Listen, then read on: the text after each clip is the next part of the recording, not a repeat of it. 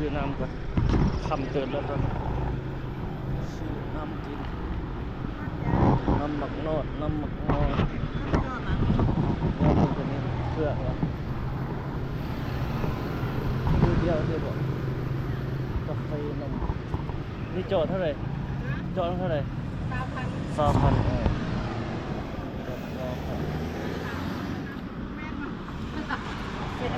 นี่ก็คือกันเนี่ย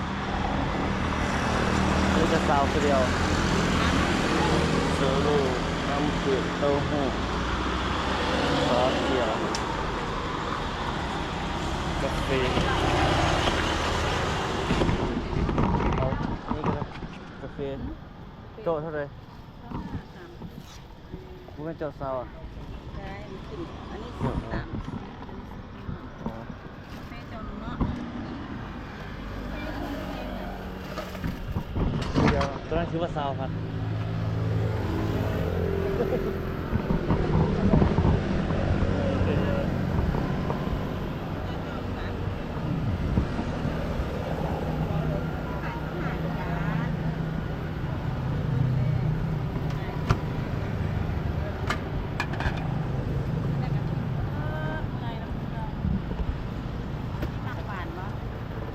บวาน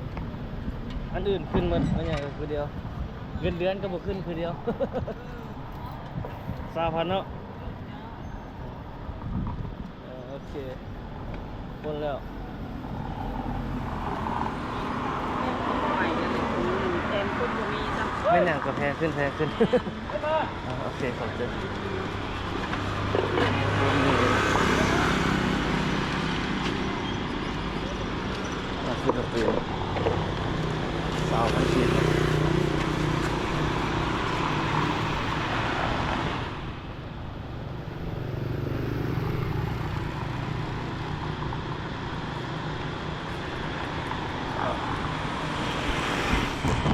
คลิปนี้เขาต่อจากคลิปที่แล้วด้วยทุกคนต่อจากคลิปเขาโลถ่ายอยู่นะฮะถ่ายอยู่ส่วนประตูทรายนี่แหละแต่ว่าเมื่อกี้นี่เอาลงช่องดิ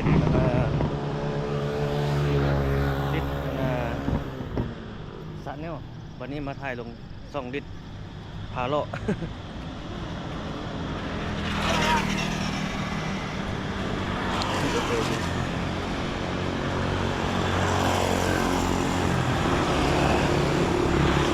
โอ้เดี๋ยวแพงเนี่ยก็ได้25-30แต่ก่อนอันนี้15,000สูงสุดแหละ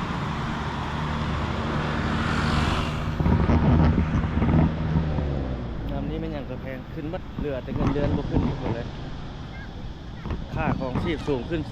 โอ้ตายแล้วบัดค่าให้งานให้เวียมันบ่ขึ้นบัดนี้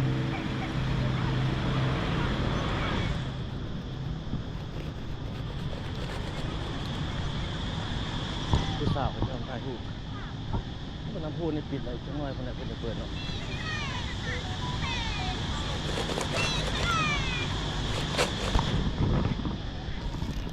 ย่างเลาะไปทางคนตรงนั้นเลย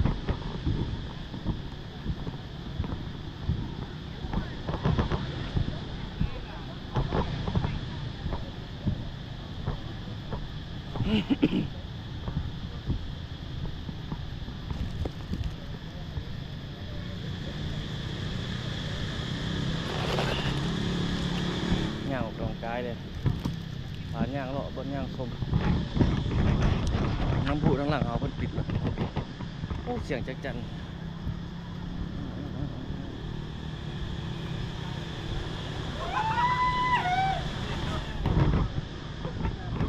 พี่ผู้สาว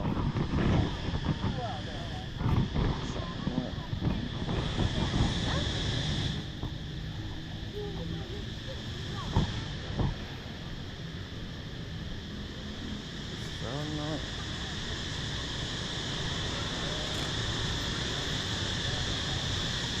ทางหน้าเขานี่มีอันนั้นได้ทุกคนเลยมีตึกกำลังจะขึ้น2-3 ตึกมันอยู่ทางหน้าเขาตึกอาคารสูงนะโอ้เบื้องนั้นมันมีเสียงนกเสียงจักจั่นห้องหลายเนาะ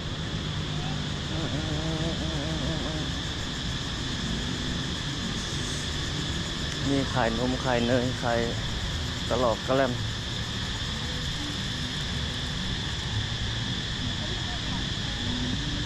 ซื้อแล้วก็นั่งจิบกินนี่กินนี่ไอตอกไอเทรนมีวัดนี่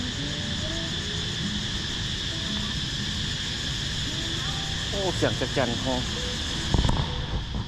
ดอกคูณนี่ดอกลายขนาดโอ้เบียร์ที่เพิ่นอย่างแรง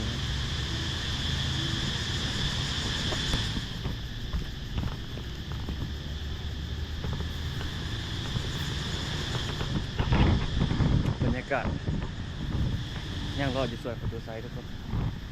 รถรางพาหนะก็หลายอยู่ครับสัญจรไปมา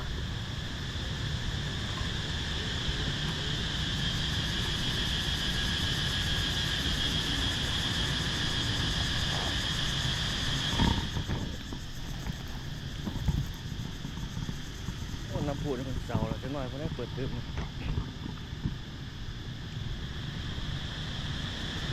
เวียงจันทร์ยามแรงเทศบาลเพ่นกำลังยกทางดูนั่น2-3เพ่นตัวนี้ไปทางท่าหลวงทางนี้ปัจจุบันนี่ขึ้นกับบ้านสีบุญเฮืองโอ้น่าจะขึ้นกับบ้านสีบุญเฮืองทุกคนเขตทางหน้าเขานี่เป็นบ้านสีบุญเฮืองอันนี้จะเป็นโพนไซฝ่ายนั้นจะเป็นฮัสดีแต่ผมไม่แน่ใจเนาะ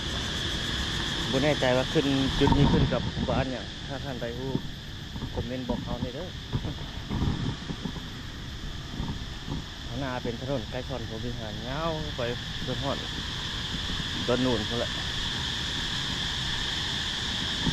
โอ้ทางนั้นจะกันหลายเนาะ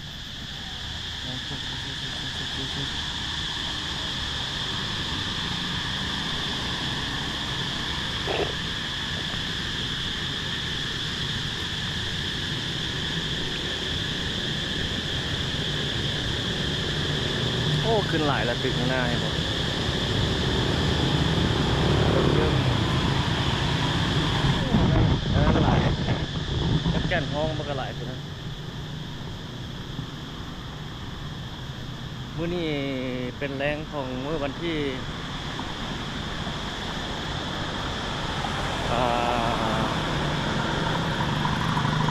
7ทุกคนเดือน4ของกอง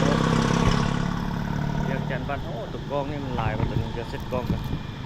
เมื่อกี้หอยมือจับ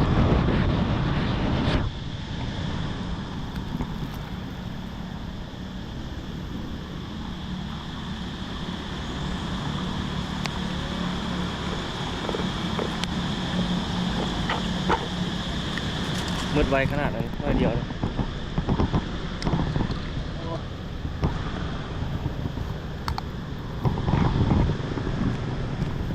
กาแฟ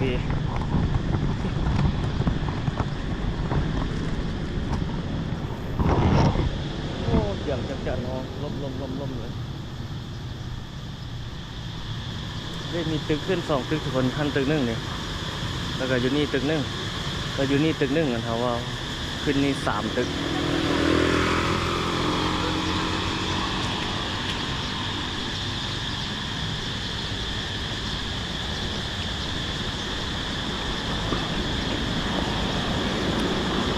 ก็หลายเนาะ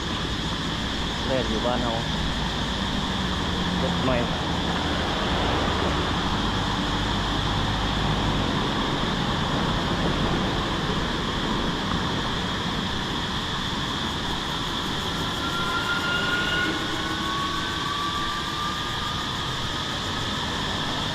อยากจะจัดลายอยู่ทางตรงนี้มีป่าต้นไม้ใหญ่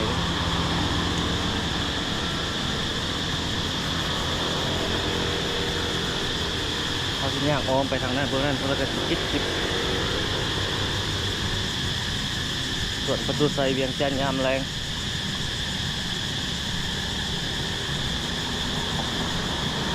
นี่เขาสามารถยืนท่ารถเบียร์ที่ตรงนี้ได้นี่เบียร์ที่ขึ้นมาจอดนี่ปลายเบียร์ที่นี่ปัจจุบันนี้เป็นคนแรกแล้ว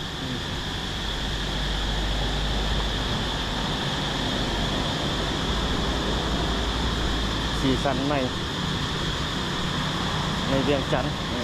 กับ BRT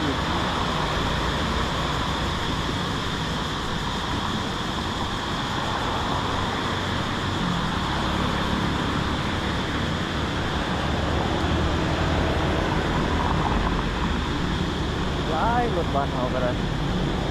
รถรางพาหนะนะทุกคนรับมือหลายขึ้นถือว่าเป็นสิ่งที่ดีเนาะพลเมืองลาวประชากรลาวเฮามีรถหลายมีรถส่วนตัวหลายไผก็มีเจ้าก็มีค่อยก็มีนี่หมายถึงสภาพการเป็นอยู่ของตนเองเนาะของครอบครัวนั้นครอบครัวนั้นมีรถใหญ่ขี่มัดนี่ก็โอ้ถือว่าเป็นสิ่งที่ยินดีเนาะสมเสยถึงการปลดสถานะครอบครัวออกจากประเทศไม่ออกจากประเทศครับประเทศด้อยพัฒนาเพิ่นออกแล้วเนาะวันนี้ปลดครอบครัวออกจากทุกข์จนถ้าทุกคนมีรถมีรางมีพาหนะขี่เป็นส่วนตัวหมดทุกคนนี่ก็ถือว่าดี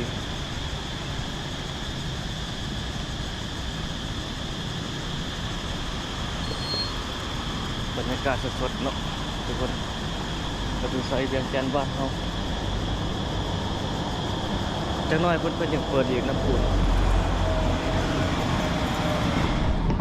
ปิดอยู่ในตอนนี้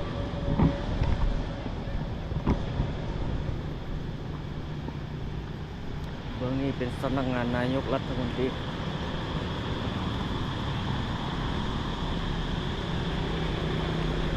รถพาย่างเลาะพาชม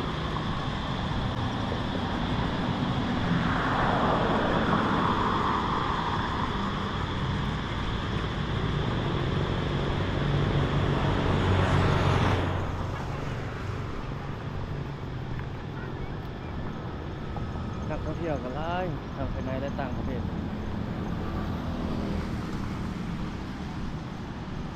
ถ้าผู้ใดมาเที่ยวเวียงจันทน์บ่มาฮอดส่วนประตูไซนี่สั่งกลับมาบ่ฮอดเวียงจันทน์แหละมาแล้วก็มาถ่ายรูปถ่ายคอยนำประตูไซนี่เนาะเป็นที่ระลึกกลับบ้านกลับซ่องกลับบ้านกลับเมืองเนี่ยผ่านเข้าไปไหนนักท่องเที่ยวนี่ส่วนหลายจะเป็นนักท่องเที่ยวจีนทั่วจีนหลาย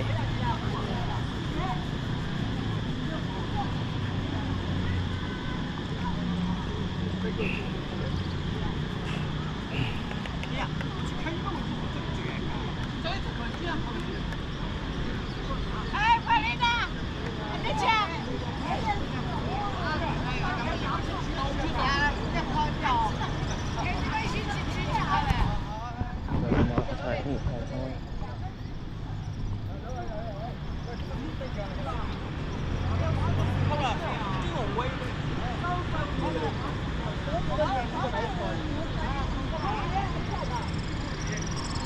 โอ้ตัวเจียนกมันเจีย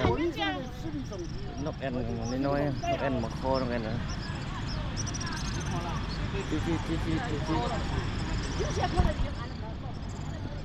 บนนี้เป็นส่วนอาเซียนบนนั้นก็งามเขาจะเอาไต้ไฟ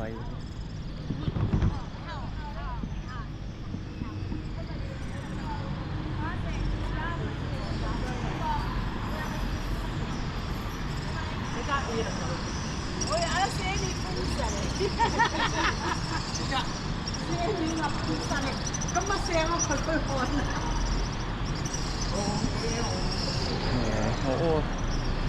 ศิลปะนั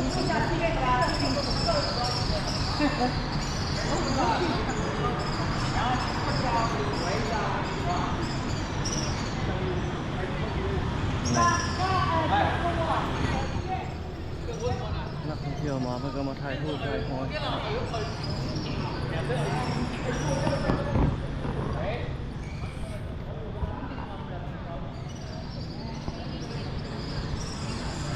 บนนี้เป็นถนนลาดสร้างยาวพัฒนาเบียร์ที่เล่นเปลี่ยนมุมกล้องทุกคนเมื่อกี้นี่มันกว้างเกินไปวันนี้เราลดลงมาอีก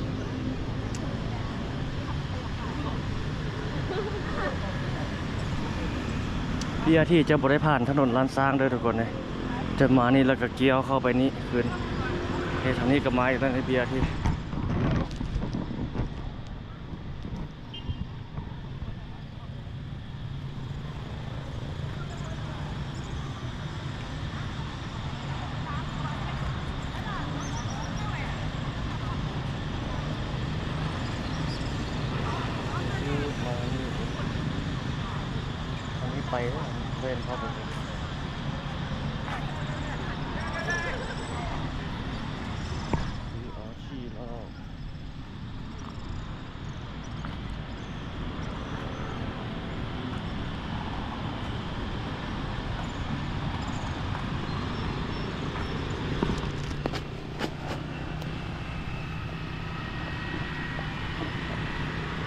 ำห้องบนละ เดือดไปน้ำก้อนมาดู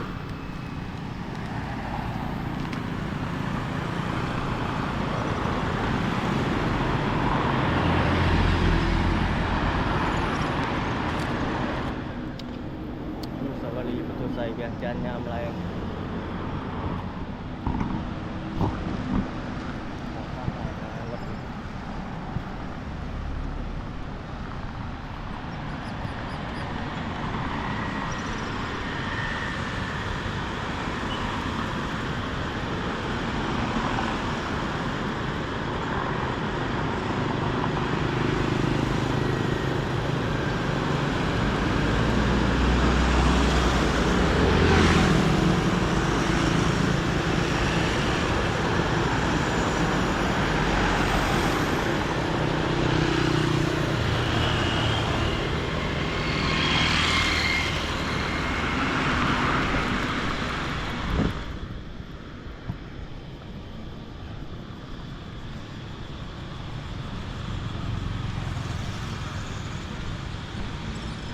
โอ้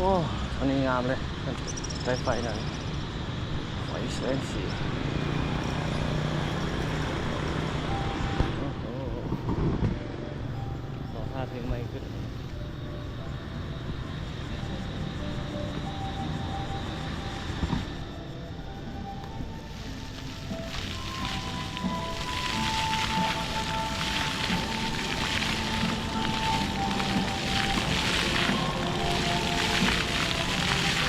สวยจังเลย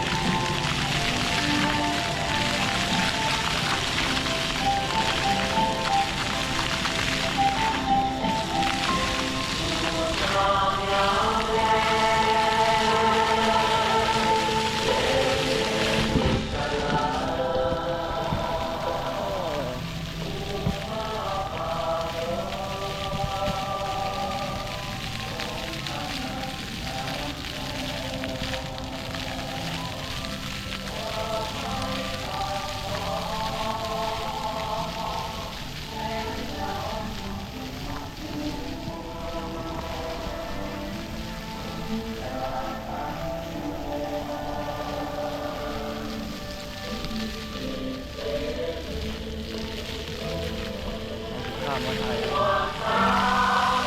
โอ้น้ำแห้งกดเอา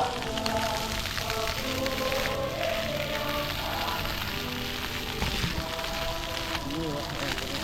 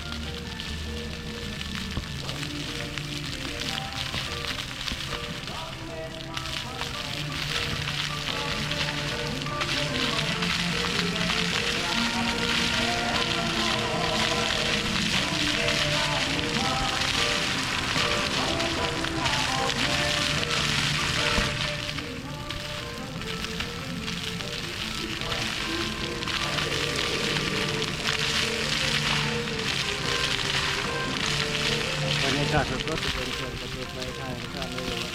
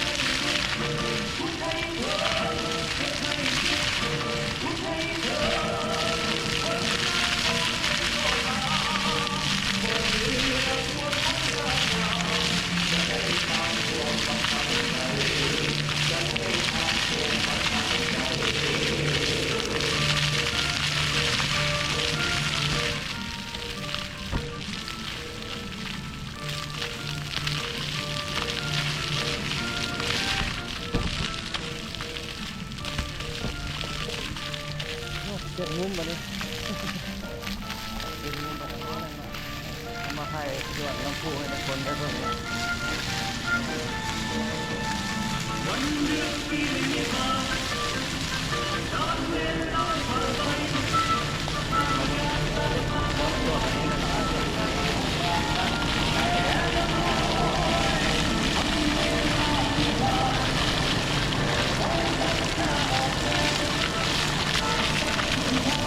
มาตั้งกล้องใส่ทางนี้แบบนี้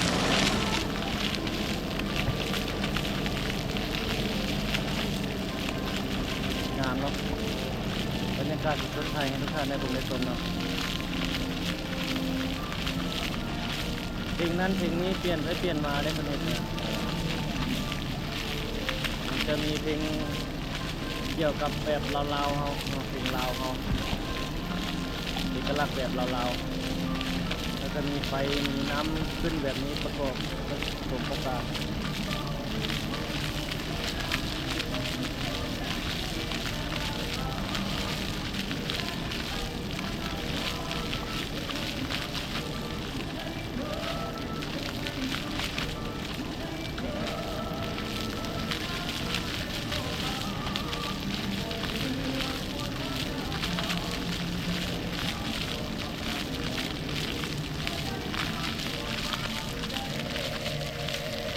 ถ้ามือสงกรานต์ให้เพิ่นเปิดแบบนี้ให้เฮาลื่นน้ำในสิบคักเลย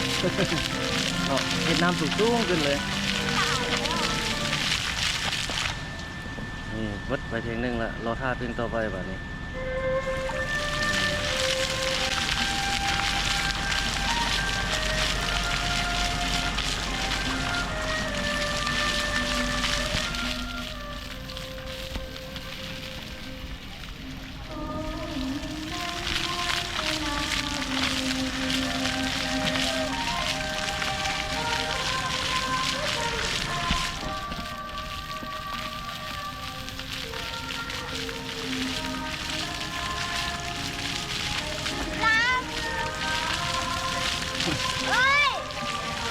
ดูขึ้นแล้วไอ้นะมีตัวนึงนี่เนาะขึ้นให้น้อยตัวนี้น้ำจะน่าจะตันเลย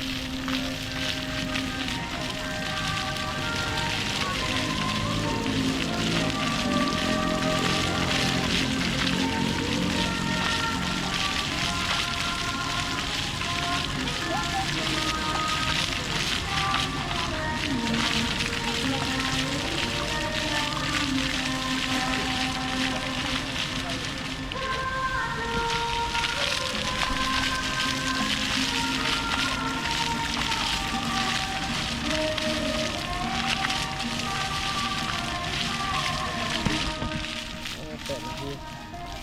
ยากกว่าแพงได้เลย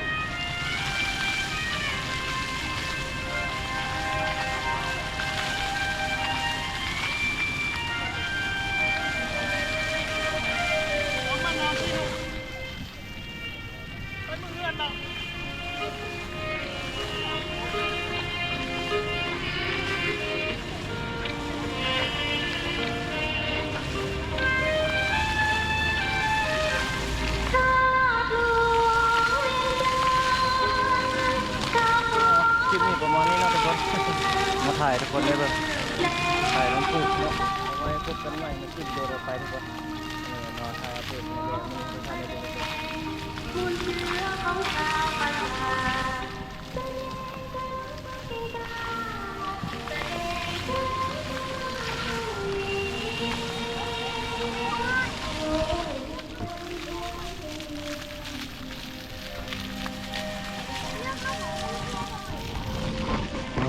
สมควรเนาะไว้พบกันใหม่ทุกคนเลย